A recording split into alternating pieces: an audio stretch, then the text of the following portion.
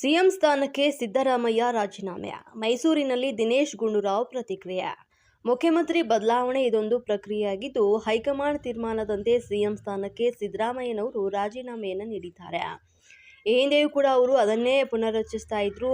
ಸಿದ್ದರಾಮಯ್ಯ ನಮ್ಮ ಪ್ರಶ್ನಾತೀತ ನಾಯಕರು. ಸಿದ್ದರಾಮಯ್ಯ ಈ ನಡೆ ನಿಜಕ್ಕೂ ಮಾದರಿಯ. ಮೈಸೂರಿನಲ್ಲಿ ದಿನೇಶ್ ಗುಂಡೂರಾವ್ ಹೇಳಿಕೆ.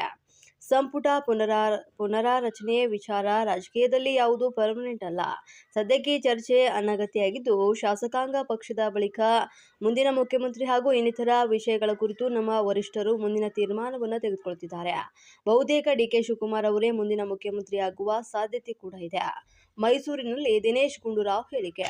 ಸಿಎಂ ಅವರು ದಿಢೀರ್ ರಾಜೀನಾಮೆ ಸರ್, ಇದು ನಿರೀಕ್ಷಿತನ ಅಥವಾ ಅನಿರೀಕ್ಷಿತನ ಸರ್? ಇದು ನೋಡಿ, ಈ ವಿಷಯದ ಬಗ್ಗೆ ನೀವು ಹಿಂದೆ ಎಲ್ಲ 3 ವರ್ಷ ಇದನ್ನೇ ಕೇಳ್ತಾ ಇದ್ರಿ ಅಲ್ವಾ. ಈಗ ನೀವು ದಿಢೀರ್ ಅಂತ ಅದೊಂದು ಶುರು ಮಾಡಿದ್ದೀರಾ.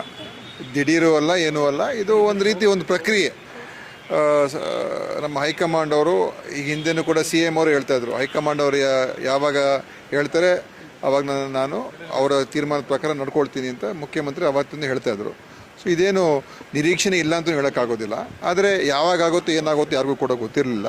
ಮತ್ತು ಅದೆಲ್ಲ ಹೈಕಮಾಂಡ್ ಬಿಟ್ಟಿರುವಂಥ ವಿಚಾರ ಆಗಿತ್ತು. ಅಂತಿಮವಾಗಿ ಈ ಒಂದು ಸಂದರ್ಭದಲ್ಲಿ ಅವರು ತೀರ್ಮಾನ ಮಾಡಿ ಇವತ್ತು ಮುಖ್ಯಮಂತ್ರಿಯವರು ಅತ್ಯಂತ ಒಂದು ಬಹಳ ಎಲ್ರಿಗೂ ಮಾದರಿಯಾದಂಥ ರೀತಿಯಾಗಿ ನಡ್ಕೊಂಡಿದ್ದಾರೆ ಮಾನ್ಯ ಸಿದ್ದರಾಮಯ್ಯ ಸಾಹೇಬರು.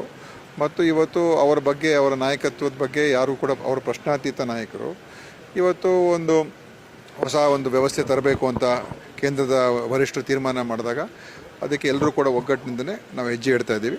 ಅದರಿಂದ ಇದೇನು ಬೇರೆ ಇನ್ನೇನು ಹೇಳೋಕ್ಕಾಗೋದಿಲ್ಲ ಈ ವಿಷಯದ ಬಗ್ಗೆ. ಇನ್ನು ನೋಡಪ್ಪ, ಅದರ ಬಗ್ಗೆ ಎಲ್ಲ ಈಗ ಚರ್ಚೆ ಬೇಡ.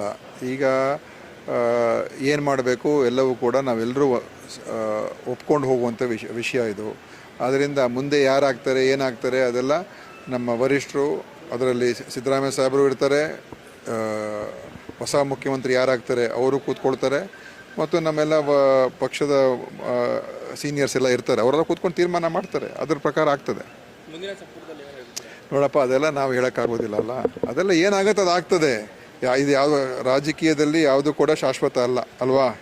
ಯಾವುದು ಪರ್ಮನೆಂಟ್ ಅಲ್ಲ, ಬರ್ತದೆ ಹೋಗ್ತದೆ. ಅಂತಿಮವಾಗಿ ನಾವು ನಮ್ಮ ಪಕ್ಷದಲ್ಲಿ ಇದ್ಕೊಂಡು ಪಕ್ಷದ ಒಂದು ಬೆಳವಣಿಗೆ ಮತ್ತು ನಮ್ಮ ಸೈದ್ಧಾಂತಿಕ ವಿಚಾರಗಳನ್ನು ಇಟ್ಕೊಂಡು ಈ ರಾಜ್ಯವನ್ನು ಕಟ್ತಕ್ಕಂಥ ಕೆಲಸ ನಾವು ಮಾಡಬೇಕು. ಇನ್ನೂ 2 ವರ್ಷ ಅವಧಿ ಇದೆ, ಅದರ ಇನ್ನೂ ಹೆಚ್ಚು ಕೆಲಸಗಳು ಮಾಡ್ತಕ್ಕಂಥದ್ದೇ ಮುಖ್ಯ.